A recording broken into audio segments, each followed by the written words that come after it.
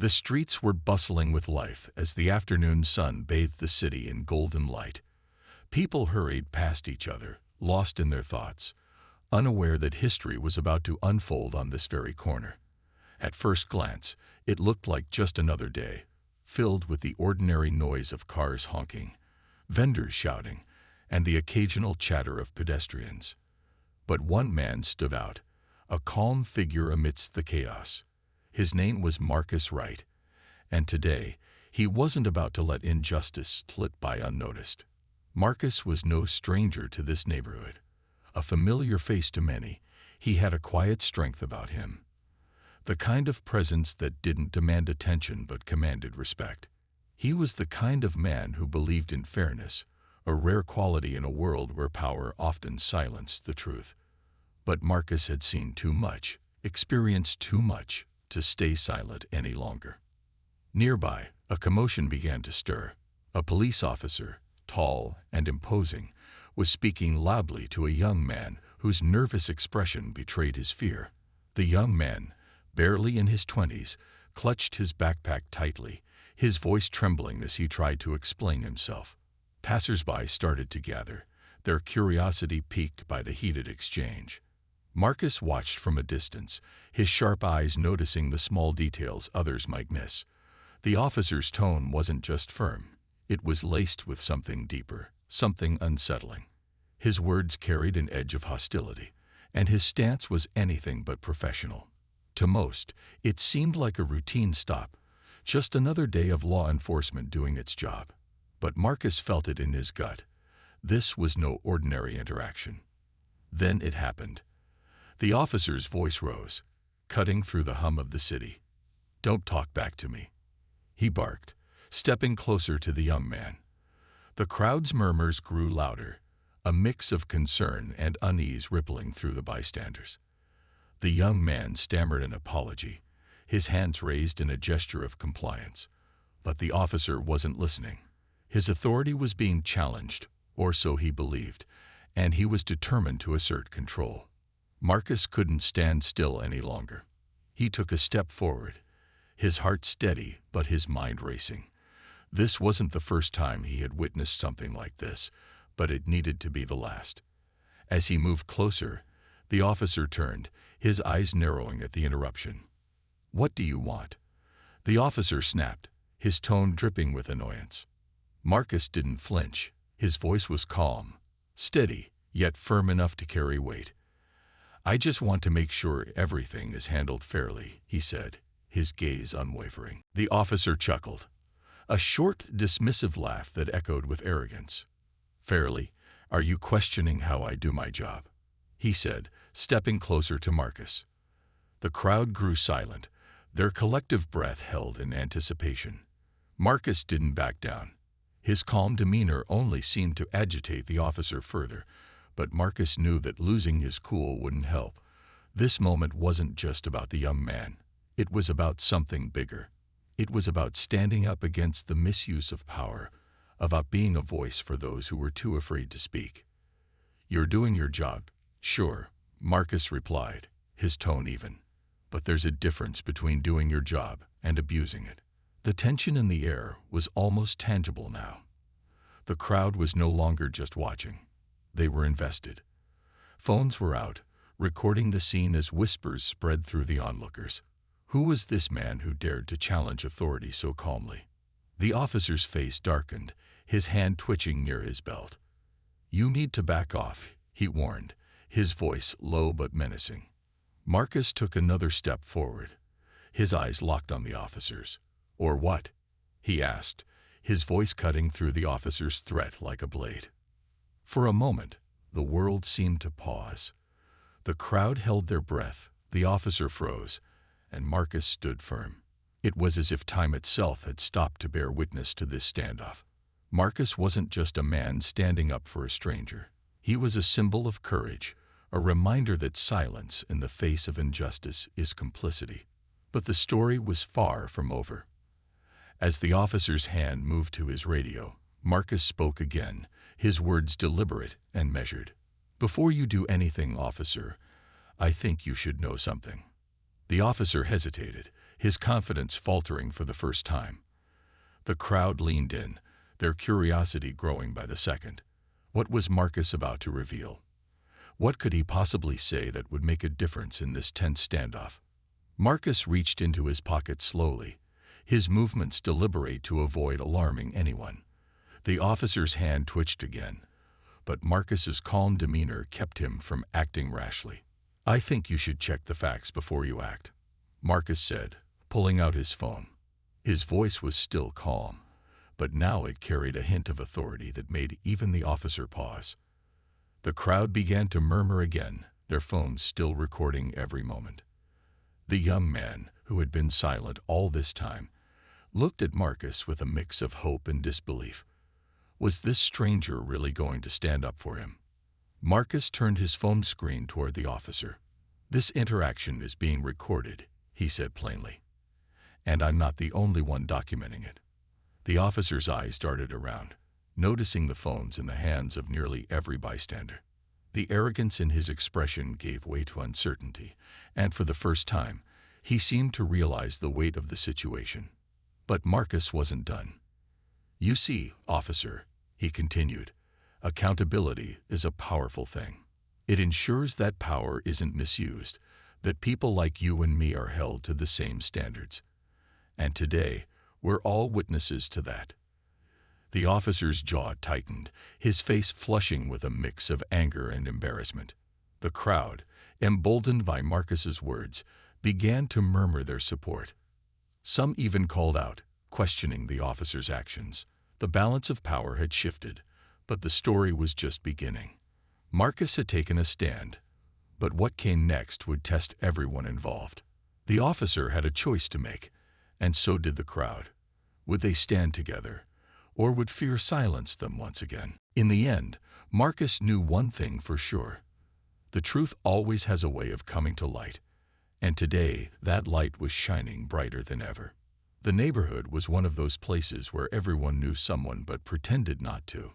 The air carried a strange energy that day, heavier than usual, as if the city itself could sense what was about to happen. People moved through the streets with their usual pace, some rushing to work, others lingering around the corner stores. But Marcus Wright walked with purpose. He wasn't looking for trouble, but trouble had a way of finding him. Marcus had always been the type to keep his head down, not because he was weak, but because he understood the cost of speaking out. He knew what happened to people who challenged the system, especially people like him. But something inside him had changed recently. It wasn't anger, though anger was there. It was resolve. A quiet determination that told him he could no longer let things slide. Then, just ahead, the familiar sight of Officer Daniels caught Marcus's attention. Daniels was known in the area, though not for the right reasons. Tall and broad, he carried himself with the confidence of someone who had never been questioned. His badge gleamed under the sunlight, but the authority it symbolized often felt more like a weapon than a shield. Daniels stood near a small group of teenagers, one of whom was seated on a curb with his head hung low. The boy couldn't have been older than 15. His backpack was open, its contents scattered on the pavement, a few notebooks, a couple of pens, and a crumpled lunch bag. Daniels towered over him, barking orders that the boy seemed too scared to follow. "You think you're smart, huh? Answer me." Daniels snapped, his voice sharp enough to cut through the noise of the street. The boy muttered something, his voice barely audible. Daniels leaned closer, his hand resting on the holster at his side, and repeated his question louder this time. "I said, answer me. What are you hiding?" Marcus slowed his pace, his eyes narrowing as he took in the scene. He didn't know the boy, but that didn't matter. He had seen this play out too many times. A kid too young to defend himself, an officer too sure of his power, and a crowd too afraid to intervene. People were already gathering, their expressions a mix of curiosity and discomfort. Some whispered to each other, shaking their heads but staying at a safe distance. A few pulled out their phones, but no one stepped forward. It was the kind of silence that Marcus hated the most, the kind that let injustice happen in plain sight. Daniels, oblivious to the growing crowd, grabbed the boy's backpack and held it up for everyone to see. "What's in here, huh? Drugs? Stolen goods?" His voice dripped with accusation, each word a sharp jab at the boy's dignity.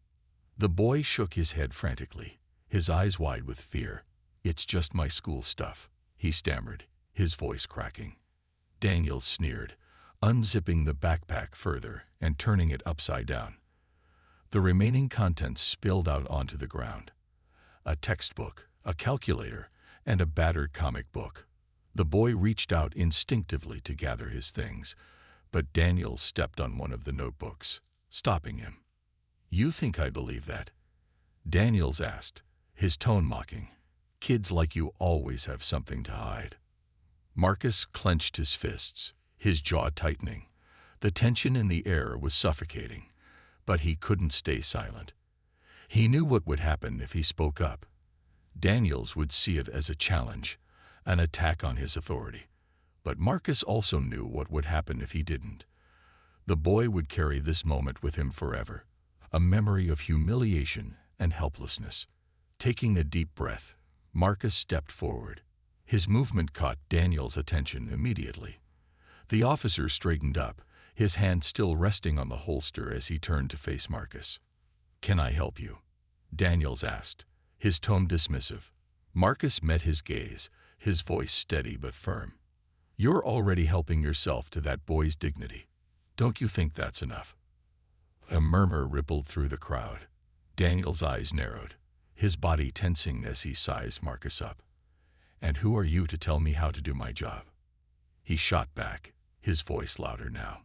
Marcus didn't flinch. "Just someone who's tired of watching you misuse that badge," he replied. The tension was palpable now, the crowd holding their breath as the two men stared each other down. Daniels was used to being in control, to having the final say. But Marcus's calm defiance threw him off balance. Daniels took a step closer, his voice dropping to a low growl. "I don't think you understand how this works. I ask the questions. I give the orders. And you stay out of my way." Marcus tilted his head slightly, his expression unreadable.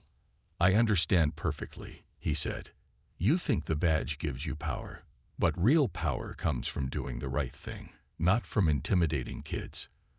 The crowd stirred, their murmurs growing louder.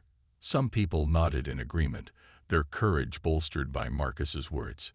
Daniels, however, wasn't impressed. His face reddened, and his hand tightened around the holster. "You're walking a fine line," Daniels warned. "I suggest you step back before you regret it." But Marcus didn't move.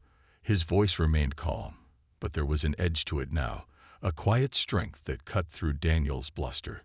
"The only thing I regret," Marcus said, "is that people like you think they can get away with this." Daniel's face twisted in anger, but before he could respond, a voice from the crowd called out, "Yeah, leave the kid alone." Another voice chimed in, then another. The murmurs turned into shouts, the crowd finding their voice. Daniels glanced around, his confidence faltering as he realized he was no longer in control. But Marcus wasn't done. He stepped closer, his eyes locked on Daniels. "This isn't just about him," Marcus said, nodding toward the boy. "It's about all the times you've used that badge to bully and belittle.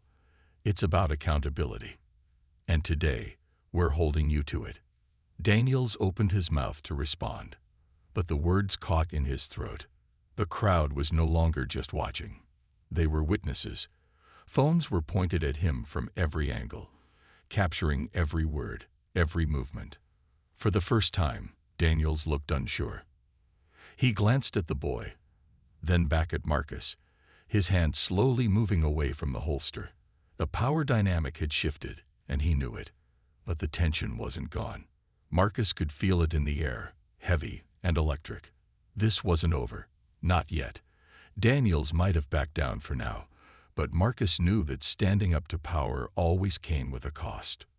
Still, as he looked at the boy, now clutching his backpack tightly, Marcus felt a surge of determination. This moment was bigger than him, bigger than Daniels. It was about drawing a line, about showing everyone, especially those watching from the sidelines, that standing up was worth it. And as the crowd began to rally behind him, Marcus realized something else. This wasn't just his fight. It was theirs too. And together, they were stronger than anyone who tried to silence them. Marcus stood his ground as the crowd around him grew thicker, their whispers filling the air like the hum of an engine ready to roar. Daniels wasn't backing down, and Marcus didn't expect him to. Bullies rarely did, not when they were being washed. "Let me guess," Daniels said with a sneer. "You think you're some kind of hero." His voice tricked with disdain, loud enough for the gathering audience to hear. "But heroes don't win in the real world. People like me do." Marcus said nothing. He could feel the tension rising, like a tide inching closer to the shore, but he refused to be swept away by it. Instead, he let the silence linger, a quiet resistance that rattled Daniels more than any words could. The officer took a step forward, his boots crunching on the gravel, his towering frame casting a shadow over Marcus. "You're awfully quiet now," Daniels taunted. "What's the matter?" Finally realizing you're out of your depth. Marcus didn't respond right away. Instead, he reached into his jacket pocket, moving slowly, deliberately. The crowd tensed, their eyes widening. Daniel's hand flew to his holster, his fingers twitching in anticipation. "Careful," Daniels warned, his voice sharp. "Don't make a mistake you can't take back." But Marcus wasn't reaching for a weapon. He pulled out a small, worn notebook, its edges frayed from years of use.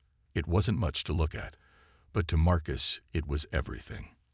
"What's that supposed to be?"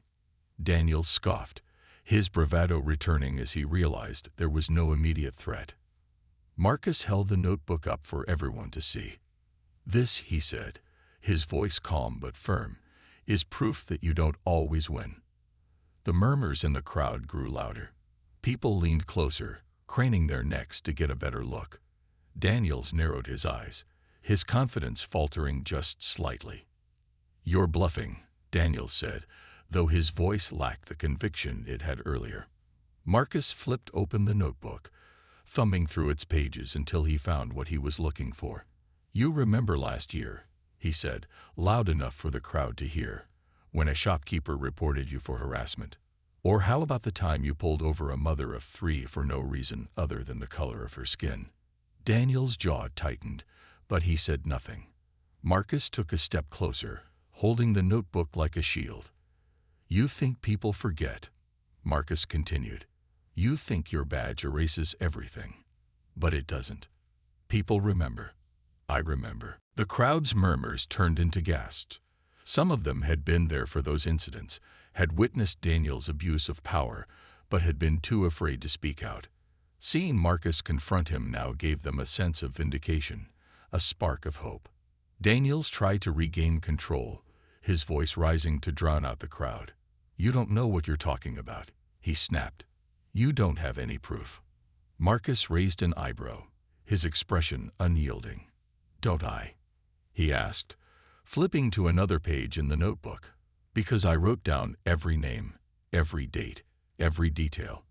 And I'm not the only one. There are witnesses. There are stories.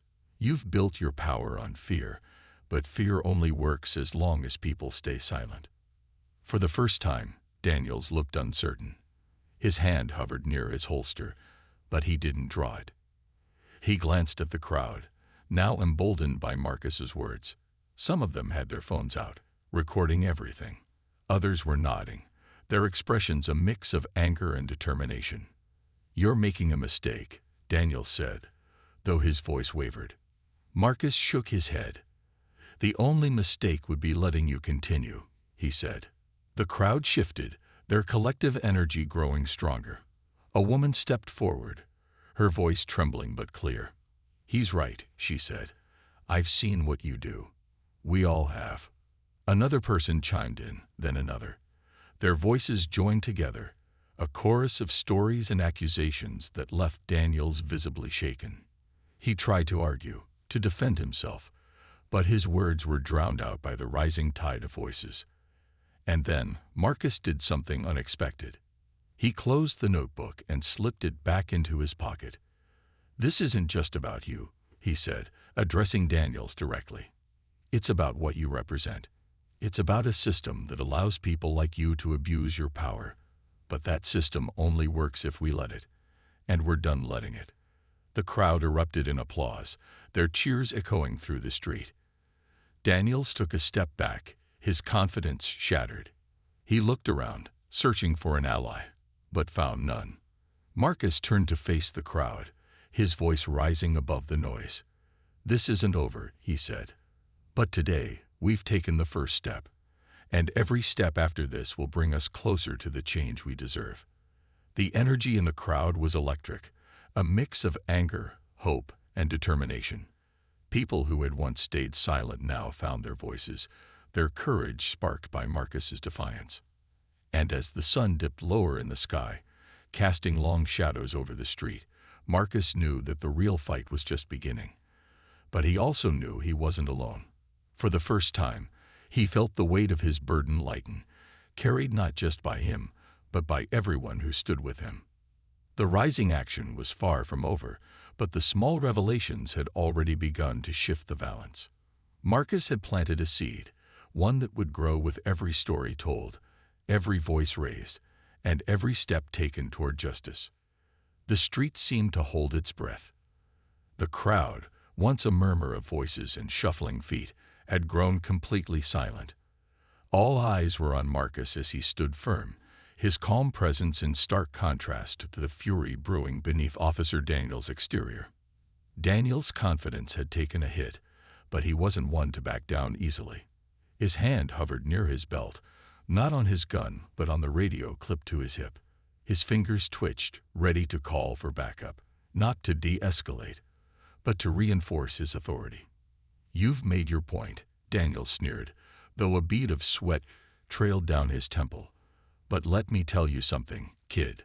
Words don't change the world. Action does. And I'm the one with the power to act."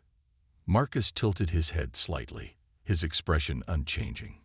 "You think power comes from a badge," he said, his voice steady and measured. "But true power comes from accountability. And it's time for yours." Before Daniels could respond, Marcus raised his hand.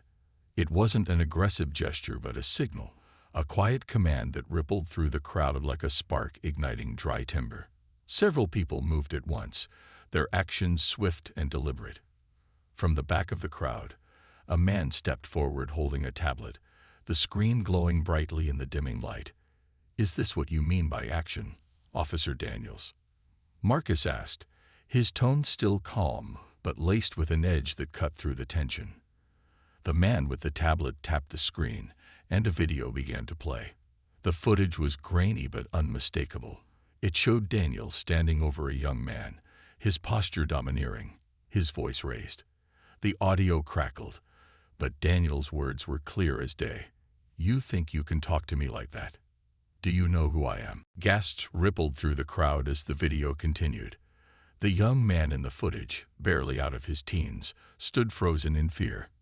Daniels shoved him, hard enough to make him stumble, and then grabbed his arm, yanking him forward. "You don't get to question me," Daniels barked. The video ended, leaving a stunned silence in its wake. Daniels' face turned red, a mix of anger and panic. "That doesn't prove anything," he said quickly, his voice rising in desperation. "You don't know the full story. That kid, he was resisting arrest." Marcus raised an eyebrow. "Is that what you're going with?" he asked. Another person in the crowd stepped forward, holding up their phone. "I have footage too," they said, their voice trembling with both fear and determination. "And this time, it's from yesterday. Same officer, same behavior." The phone screen lit up, showing Daniels once again, this time berating a middle-aged woman who had parked her car slightly over the line in a quiet lot. "You people never learn," Daniels snapped in the video. "Maybe a fine will teach you a lesson." The woman pleaded with him, explaining that she was just picking up medication for her sick child, but Daniels showed no mercy. The crowd erupted, their whispers turning into angry mutters and cries for justice.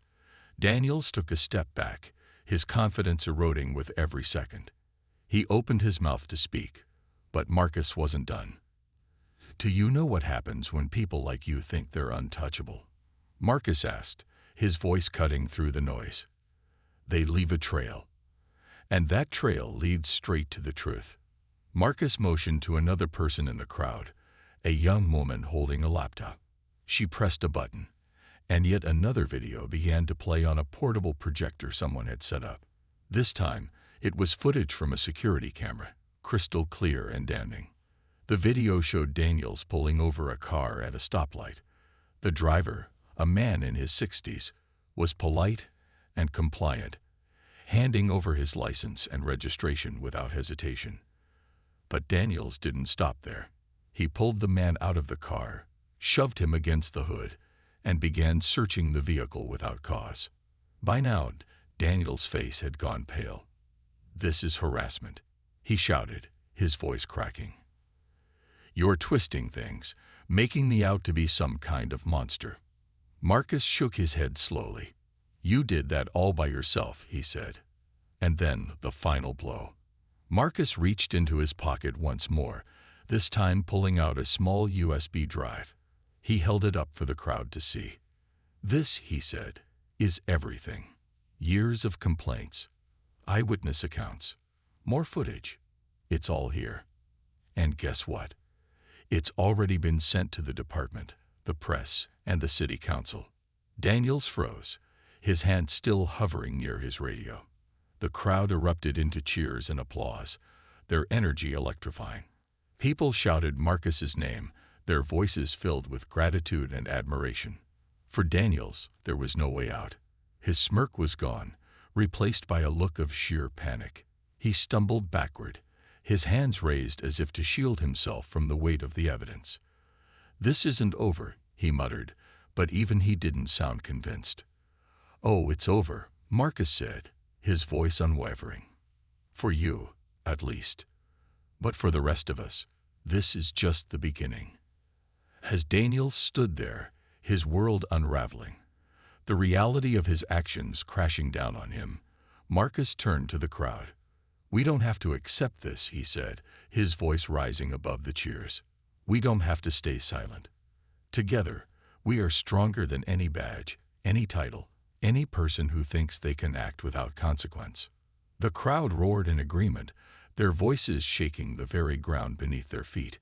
Daniels, now visibly shaken, turned and pushed his way through the sea of people, his retreat a stark contrast to the confident bully he had been moments ago.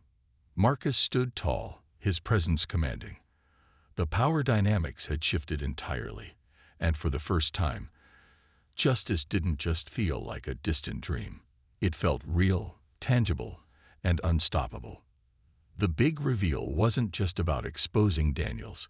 It was about showing everyone watching, both in person and online, that change was possible. And in that moment, Marcus became more than just a man taking a stand. He became a symbol of hope, a reminder that the truth, no matter how long it takes, always comes to light. The next morning, the headlines were everywhere. On every screen, in every paper, and on every corner, people were talking about the moment a corrupt officer was finally held accountable. Marcus's stand wasn't just a local story. It was a movement that had sparked change, and the impact was impossible to ignore. Officer Daniels had been suspended within hours of the videos going public. The department, under pressure from city officials and an outraged community, launched a full-scale investigation. It wasn't just about Daniels anymore. His actions had opened the door to something much bigger, a deep dive into years of unchecked abuse, misconduct, and negligence that the public had been too afraid to challenge. For Daniels, there was no escape. The footage, the testimonies, the overwhelming evidence, it was airtight. He had nowhere to run. And as the truth came out, so did the consequences. By noon, Daniels was escorted out of the precinct in handcuffs. The crowd that had gathered outside erupted into cheers, their voices ringing with hope and a sense of long overdue justice. "Marcus Wright," someone in the crowd shouted. "You're a hero." But Marcus didn't see himself that way. As the cameras swarmed him, reporters shoving microphones in his face. He remained calm, humble. "This isn't about me," he said. "It's about all of us. It's about standing up together and saying, enough is enough." Daniels, on the other hand, was a shadow of his former self. The arrogance, the confidence, the smug grin, it was all gone. His head was lowered, his shoulders slumped, as he was led into the back of a police car. The same system he had abused for years had finally turned against him. But for Marcus, justice wasn't about revenge. It wasn't about seeing Daniel suffer or gloating over his downfall. It was about accountability, about making sure that no one else would have to endure what so many had faced in silence. The fallout was swift and far-reaching. The department released a public statement, promising reform and transparency. An independent review board was established, tasked with investigating past complaints and ensuring future cases would be handled fairly. For the first time in years, the community felt a glimmer of trust in the system. Marcus became a symbol of change, but he didn't let it go to his head. He returned to his quiet life, but his actions had left a permanent mark. People looked to him as a leader, a reminder that one person could make a difference. One evening, as Marcus walked home, he passed a mural painted on the side of a building. It showed a silhouette of a man standing tall, surrounded by a diverse crowd, their hands raised in unity. Beneath it, bold letters read, "The truth will always win." Marcus stopped for a moment, taking it in. He didn't need his name on the wall or the spotlight on him. Seeing the community united, inspired, and stronger than ever, that was enough. Weeks later, Daniels faced a trial that was open to the public. The courtroom was packed, and the tension was palpable. Marcus sat quietly in the back, watching as witnesses stepped forward, one after another, to share their stories. Their voices, once silenced by fear, were now powerful and unwavering. When the verdict came, it was clear. Daniels was found guilty on multiple counts, including abuse of power, falsifying reports, and harassment. He was sentenced to several years in prison, his career and reputation in ruins. For many, it was a moment of closure. For Marcus, it was a step in the right direction. After the trial, people approached him to shake his hand, to thank him, to share their own stories of courage and perseverance.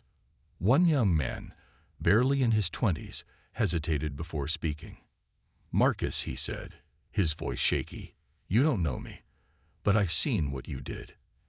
And because of you, I'm not afraid anymore." Marcus smiled, placing a reassuring hand on the young man's shoulder. "That's all that matters," he said simply. The weeks turned into months, and the movement continued to grow. Community meetings were held regularly, giving people a platform to voice their concerns and hold officials accountable. Policies were reviewed, and training programs were implemented to prevent future abuses. Marcus attended those meetings quietly, sitting in the back and listening. He didn't need to lead the charge anymore. The people had found their voices, and that, he thought, was the real victory. As he walked home one evening, the city felt different.